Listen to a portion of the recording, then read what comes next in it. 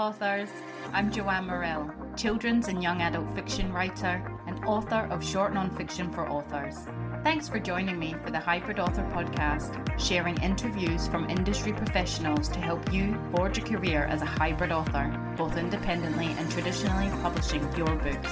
You can get the show notes for each episode and sign up for your free author pass over at the Hybrid Author website to discover your writing process, get tips on how to publish productively, and get comfortable promoting your books at www.hybridauthor.com.au. Let's crack on with the episode.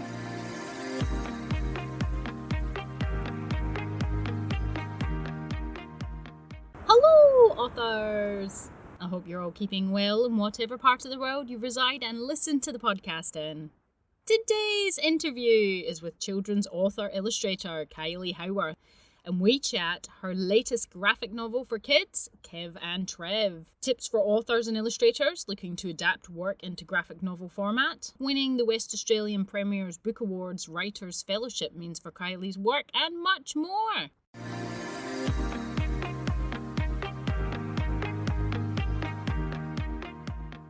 So in my author adventure this week, the Kickstarter campaign is ending on the 6th of August, and at this stage it is just under 50% funded, so unfortunately it doesn't look like that's going ahead. And for me, I feel like there's some glaring reasons as to why, and I'd certainly go again on a Kickstarter, but number one would be I would definitely probably do like a pre-launch campaign. I didn't do that, I just kind of launched and that was it.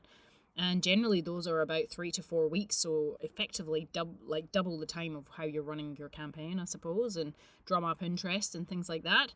And the other thing is, I think I have given up on it probably about a week or 2 weeks ago, and not thinking, oh, this isn't going to fund, but maybe a little bit of that thinking. I think I kind of felt that way from the beginning, that it maybe wasn't going to succeed or had a low expectations of it or something. For that reason, I feel not that I've self-sabotaged it by any means, but that I've got a bit bogged down in my own thoughts in it, and just, rather than going gangbusters on it, I've just kind of reclused. And I also feel like I've kind of not shot myself in the foot, but it's Kickstarter, this is the campaign, this is what should have been my focus over, say, a book launch, maybe one or the other, because it's just effectively asking people to do two things. People are asking me about the Kickstarter, and then I'm talking about the Kickstarter, and the reason for me running it was because of these book bundles and to get that off the ground, but the book was still going ahead, so there would be a book launch in September, which there is, and then people were like, oh, I can just wait till then. So it's like, fund a Kickstarter or come to the book launch. It feels like there was two options there. So really, I feel like maybe a week or so ago, I gave up on the Kickstarter and just started focusing on the book launch. So I am having a book launch for my first in series contemporary women's fiction, The Writer, the Hairdresser and the Nurse, under pseudonym Zara Ellen. If you caught last week's episode, I'm sure I was talking about it. It is going to be held on Thursday, September 5th at the State Library of Western Australia, which is in Perth. 6 p.m. for a 6:30 start, finishing at 7:30. It is going to be launched by general fiction author Sasha Wasley, who is also pseudonym Ash Harrier, children's fiction. And she writes under SD Wasley as well, so I feel like me and Sasha Ash have a lot in common, being Joanne Morrell, Jay-Z Morrell, and Zara Ellen. So we'll probably have a bit of a chat about our pseudonyms as well. So I'm very, very excited for the launch. I've never had one before. And I put a post out on social media. So if you've seen that, I was getting very excited, and I thought, put a save the date out, and then thought, well, I've got the event details. Why don't I just create an event? But because it's hosted through Writing WA, which is the organisation in WA for authors, they support writing, they support all sorts of events and members and things like that. And this is one thing that they do for their members, which is offer free space to have a book launch. And I just love libraries, and the State Library is such a great middle meeting ground between South and North for everybody I know. So I'm really looking forward to that. Because of their insurance purposes, they had to create the event. So I had to take down what I'd done and jump the gun and got ahead, but was commended on my proactivity, which was nice. So Writing WA issued just another event, which is just so it's under their booking system and other artwork and things like that, which was really cool. And yeah, so I'm really looking forward to it. If you are around in Perth, then please come along. I would love to see you and celebrate with you. And I'm really looking forward to it, raising a glass and just being around bookish people and people I know and love, and just really, really clinking a glass and talking about my work and just enjoying people buying it and reading it and things like that. So last night I went to visit my book club in the suburb that I used to live in for the last 7 years. I started a book club there, and I was really thrilled to go back and visit them and see that they're still thriving. And it was this group of women, and they're amazing. And you know, it was just cool to sort of look around and think, you know, I did this. I set this up, and the lovely Lisa is still running it, and she's doing a fantastic job. And they've read some amazing books, and were very intrigued to hear about my book, and kindly bought it as well, which was amazing. The first kind of buyers of my book as well, so I hope they enjoy it. It's a little bit daunting. The fear starts arising, which I'm very well versed in. The author fears and how to overcome them is a book that I have written also. If you're interested, Joanne Morrell, check it out at hybridauthor.com.au books, and that talks about all the, you know, self-doubt and fear and things that have arisen in my writing career that has tried, it could have almost stopped me in my tracks. It's not pleasant, you know. It's annoying, if anything now. It's, you know, it sort of rises to the front to be like, oh, you know, what will these people think of your work? What will they say? And at the end of the day, they were really proud that I had written a book. They can see the massive achievement that is, and that's something that I should be focusing on, not 2 full stops in the book. Like, you know, not the one flaw I found or anything, you know. Why is it that we always go to the flaws and think of them or embellish them rather than all the positives that we've created? I've had this conversation many a times, and it's something I've worked on and worked throughout the years, and it's not something I let stop me. As much as uncomfortable as it makes me feel, sometimes not doing this makes me feel even worse. So, you know, I know this is something I'm supposed to be doing, and it's all part and parcel. I am also starting to book up for events towards the end of the year. I went ahead, if you've listened, regular listener to the podcast, I have now hired a virtual assistant. The lovely Gladys, shout out to you and team. They are busy doing my administration work for me behind the scenes, which just frees me up to be able to create. I actually struggled to let go of this side of the business, actually. Which is ridiculous. Just one part, just hand it over to someone else, and already I feel like it's the best thing I've ever done. I have got 2 events booked towards the end of the year. For NaNoWriMo, which is National Novel Writing Month, the librarian has booked 2 of my talks. Well, one's a talk, one's a workshop. So I'm going to be on Wednesday, the 20th of November. Come along to my Discovering Roadblocks in Writing workshop with me, Joanne Morrell, and that's 4 o'clock till 5 o'clock at Amherst Village Library. Or you can join me Friday the 29th of November for my Getting Published talk by me, but also my pseudonym, Zara Ellen, and that's 3 till 4 o'clock at Mills Park Library, and this is in Perth, Western Australia. If you are there, come along. I would love to see you. This is events run through the city of Gosnells. So I am also have started plotting the next in series of my women's fiction book, The Lawyer, the Singer and the Server. So as you can guess, the 4 books in the series are all going to be professional titles. The characters run on from the first, well, they're not the same, but in the writer, the hairdresser and the nurse, the hairdresser's client, Shailene Parker, is a divorce lawyer. And she is one of the protagonists. She's the lawyer in the Lawyer, the Singer, the Server in the next book. And these whole books, I think I was talking about it last week, are a celebration of friendship, different kinds of friendship. So the writer, the hairdresser, and the nurse is lifelong friends. The Lawyer, the Singer, and the Server is new friends, celebration of that. So their story is starting to unfold, and yeah, I'm really excited to dive back into a new set of women, but also, you know, already the characters from the other books I can tell how they come into this second book. And I love those styles of books and, worlds that are created and character crossover. And it really something I love. So I'm really excited to be writing like that.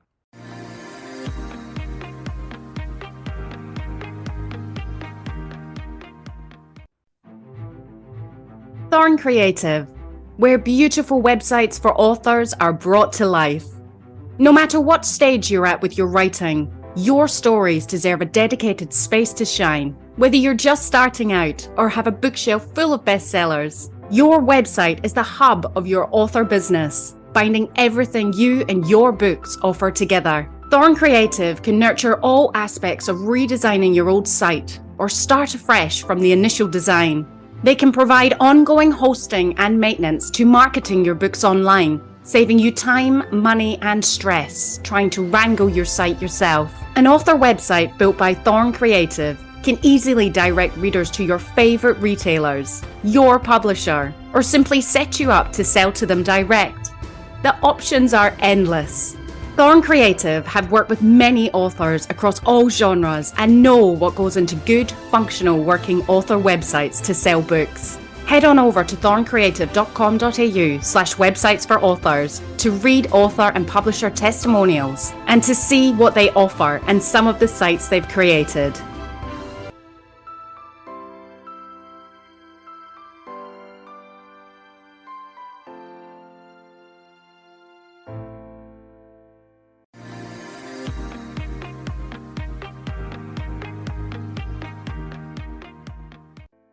Kylie Howarth is an award-winning, internationally published children's book author-illustrator from Western Australia. She recently won the West Australian Premier's Book Award, Writers' Fellowship, the WAYRBA Hoffman Award and KOALA Honour Award. She's also been shortlisted for the SCBCA Australian Picture Book Illustrators Award, CBCA Book of the Year Awards, WAYBA and YABBA Awards. Wow, welcome back to the Hybrid Author Podcast, Kylie. Hello, thank you for having me back again. We are so thrilled that you can join us once more. But for those who missed the episode 38 that you were on with us last time, which was barely at the beginning of the podcast, talking about speaking at writers' festivals, can you tell us, how did you come to be a writer and illustrator in the children's genre? Well, I had a previous life in graphic design and just loved the flexibility once I did sort of a 3-year stint, or maybe more, closer to 2 years in London as a freelancer over there. And so once I'd sort of tasted the freelance life, I came back to Perth and couldn't really bear to go back into the office scenario in Perth, which is quite small in the graphic design world. It's probably grown now. Back then, I'd also had 2 children come along as well. So once I started reading them picture books and wanting to be available for them, I decided to give the picture books a go because it's flexible work hours. I could, create these things while the babies were sleeping, and that's how I did my first one. And I've noticed a lot of other graphic designers have actually sort of taken this natural progression into creating books as well. Yeah, that's amazing. And I think obviously having children, I think, provides a lot of creativity, ideas and stuff, especially around picture books, doesn't it? All my come from whatever my children are interested in or something they've done. Yeah, it's all come from parenting. I don't know what I'm going to do to write books for kids once they're adults, or maybe they'll have to have their own kids and then then I'll be okay again. Well, you've got, like you said, you've got a dog. You could get another puppy. Well, today we're going to chat about your latest graphic novel book, which is Kev and Trev, and it looks absolutely amazing. I've seen a copy. Yeah, why did you choose this format for that story, or was it like the collaboration with the publisher about graphic novel? This idea, it sounds fantastic. Well, it is fantastic. It was sprung from these little lunchbox mini books I was doing. Some people might have seen them on Instagram a little while ago. My children were really disliking their school readers, so I just started making fun little books for them, popping them in their lunchbox, something that had a twisted ending or was funny. And a few publishers saw those and contacted me and said, how can we get these cool little books into a publishable format? And obviously printing them tiny like that wasn't a format suitable for publishers. So I actually ended up working with Tash Besliev from Affirm Press, and just like working together. It's the first time I've worked with a publisher rather than finished a whole thing and sent it to a publisher. It was the first the opportunity to build something from scratch and change it as we go and try and find the right format together. So to have all these little stories, I think there's sort of in this book 6 short little stories. I needed something to bind all those stories together. And I thought initially of, the 2 old men in the Muppets that just comment on Muppet shows. Yeah. And like this book has ended up nothing like them, but just the fact that there's 2 characters sort of commenting on these stories. And I put that to my publisher and she said, yeah, this is great, but I kind of think we need to know why. Why are they commenting on these stories? Why are they doing this? And so I realized that they had to be the ones that were writing the stories themselves, and they had to go on their own character arc and journey. And in order to do that, I put it into the graphic novel format so that we could see their journey, and then you get to read their short stories throughout the book as well. But the other reason I went for graphic novel is because having 2 dyslexic children myself, I know it's just such an appropriate, approachable format for kids of all reading abilities, and I didn't want to disclude anybody when I created these books. And so, not being faced with this big page full of text and be able to have illustrations and all that sort of thing as well just makes the reading experience a lot easier for kids that age. Oh, that's amazing. Yeah. My daughter especially loves graphic novels. It just seems to be what she gravitates to. She's not a huge reader either, but between picture books and chapter books, I think. It's just an easier step for them than jumping straight into a chapter book. Yeah. And it's your first graphic novel, isn't it? Yes, I have done before and chapter books before, but yeah, my first graphic novel. So I didn't know what I was in for when I thought, yeah, I'll just make a graphic novel. And how did you find it? Was it heaps of work, I think? It was a lot more work than I expected. I had a few writerly, illustratorly friends who'd done graphic novels, and they warned me that it was a marathon. And I was like, yeah, well, how hard could it be? It's a kind of somewhere in between doing a picture book and an illustrated chapter book. I'm sure it'll be fine. But it did take a lot more work because each page has several panels. So you're doing several illustrations on each page and handling the text as well. So, and this one's 240 pages, which is sort of the longer end of graphic novels, but the reason it's that long is because I wanted to limit how much text was on each page, so it just wasn't overwhelming for readers. So that meant that the story was extended out over 240 pages. Yeah. Wow. Yeah. So how long's the process been since you sort of got picked up with the publisher there and the collaboration to the actual finished product? Over ballpark, putting you on the spot. 3 years. And yeah, 3 years. And towards the end of it, the most amount of work that I've ever done, I was drawing for 13 hours a day. Oh, you must get cramp.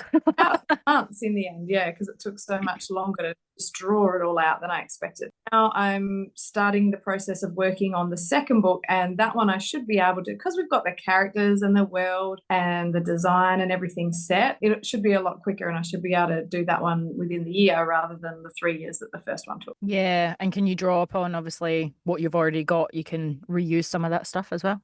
Yeah, so I mean, our characters' designs are done, and the page layouts and that sort of thing is done because that was all set in book one. So there'll just be a couple of new characters that will need designing, and there'll be a different sort of background because they'll be in a different environment. But so much of it's like the tones of each sort of colour is set and that sort of thing. So it will save me a lot of time. And I found that with chapter books I've done previously, the first one may have taken, maybe a year or 2 years. The second one might have been down to 6 months to a year.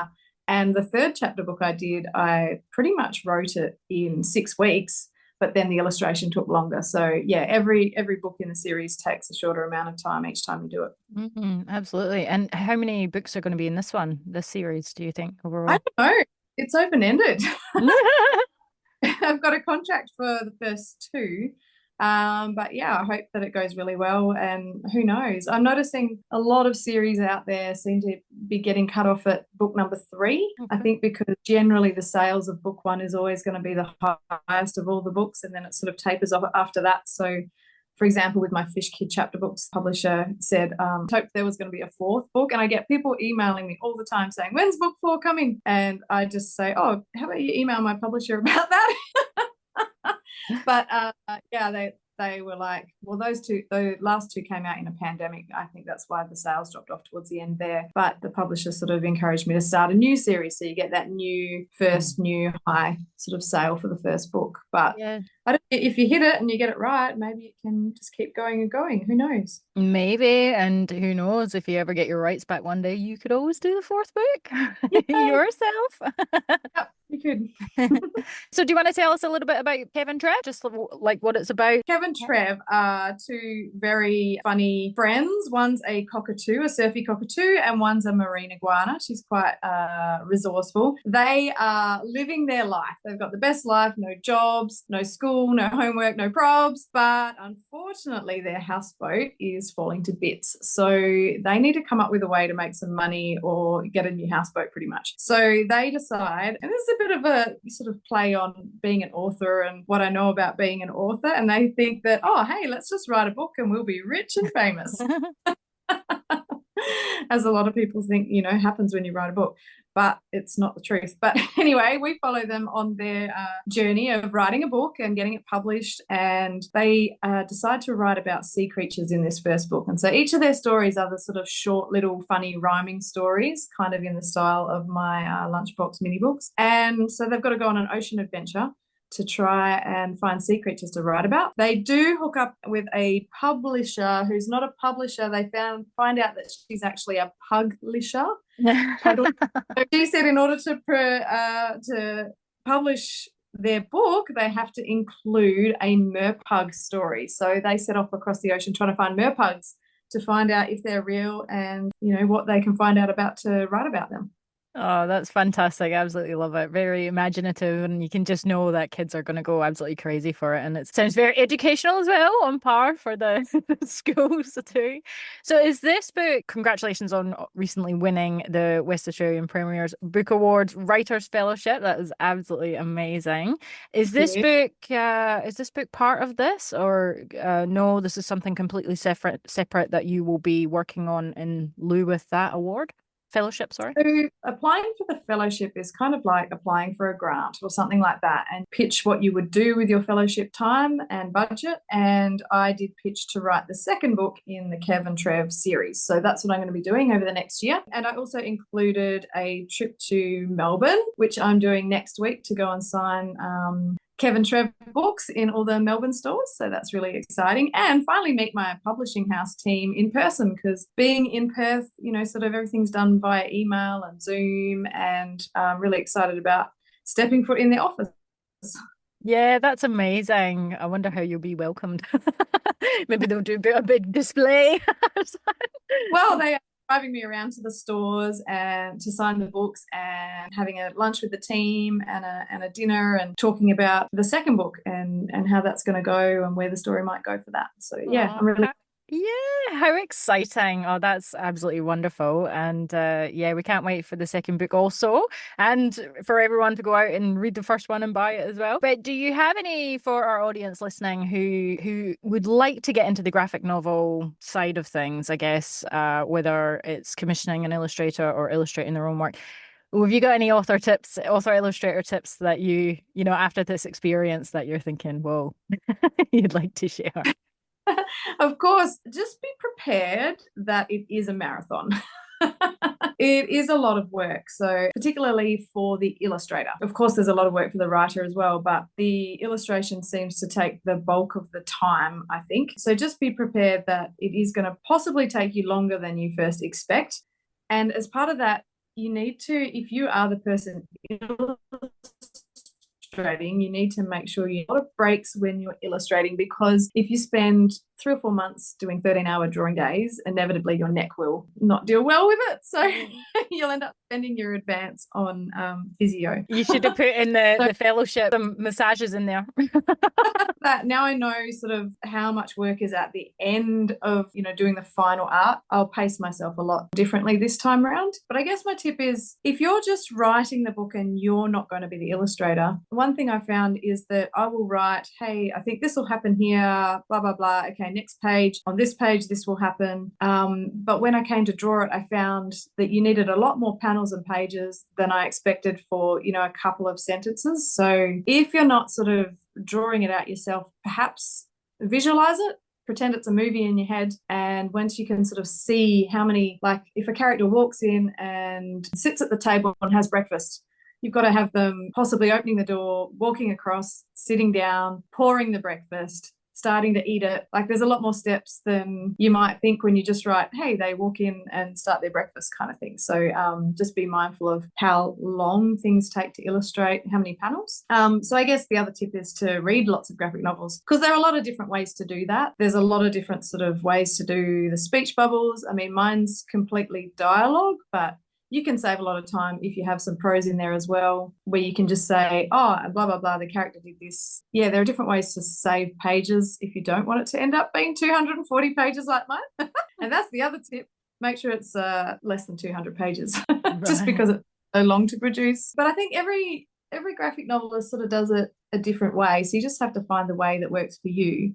And at the moment, having been through it once and starting to try and do a second book, I'm finding if I sort of rough it out and write it at the same time across that amount of pages, it's working better for me than just writing out a manuscript and then trying to draw it. So just pacing it out across the pages as I go.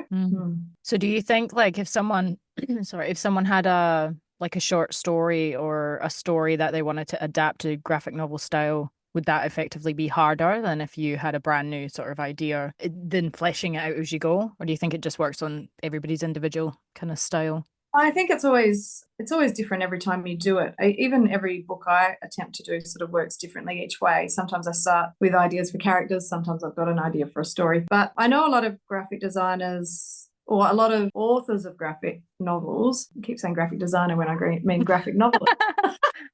I'm not even picking it up. I just hear graphic and you know what you're talking about. Yeah, but authors of graphic novels, and I know a lot of them write it as if it's a play or a script. Okay.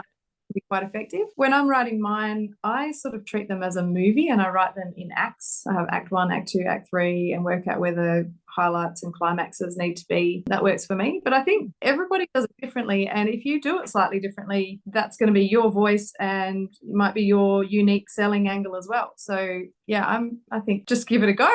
See how it goes. Yeah, no, that's awesome. That's some really good tips as well. And I know that genre, the graphic novels, is very, very popular at the moment. So I think yours is going to make an absolute wonderful addition to the shelves. Oh, I'm sure it will. So can you tell our listeners where they're going to be able to get Kev and Trev and all the books that you do right now? Yeah, Kev and Trev should be in all good bookstores coming out on the 30th of July. So it's just in time for Book Week. So I'll be showing it off at all my Book Week visits, which happen throughout this, which is actually book term rather than book week, which is great. I'm going to be having a launch at Paper Bird Books in Perth, in Fremantle, and that's on Sunday the 11th of August. You can always look my books up on my website, which is kyliehowarth.com. Get into your local bookstore, and if they don't have Kev and Trev, ask them why not. No, definitely. It should be there.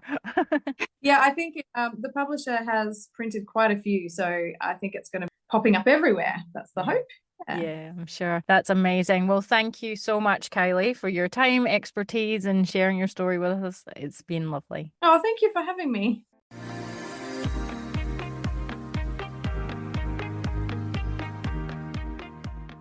So there you have it, folks, the truly inspirational Kylie Howarth. I have a copy of Kev and Trev and it's pretty special. Go out and get yourself one for your kids, Christmas, whatever. Join Kylie for her workshop and it's just a fabulous book. Kids are absolutely going to go nutsy over it, as well as adults. It's a really fun read, beautiful cover, absolutely amazing. So go and check that out and everything Kylie does. Next time on the Hybrid Author Podcast, we have Will Yemin, CEO of Writing WA, Western Australia's peak body for the writing sector. Prior to that, he was a journalist at the West Australian for nearly 20 years, where he was variously literary editor, senior arts writer, and a travel writer. He's still a freelancer for that same publication, as well as for Limelight and Gramophone magazines. Will is also a festival director and has been artistic director for Perth Festival Writers Week, York Festival, York Regional Writers Weekend, and New North Shore Writers Festival. And he's going to chat to us on writing as a career. I wish you well in your author adventure this next week. That's it from me. Bye for now. That's the end for now, authors. I hope you're further forward in your author adventure after listening, and I hope you'll listen next time. Remember to head on over to the Hybrid Author website at www.hybridauthor.com hybridauthor.com.au to get your free author pass. It's bye for now.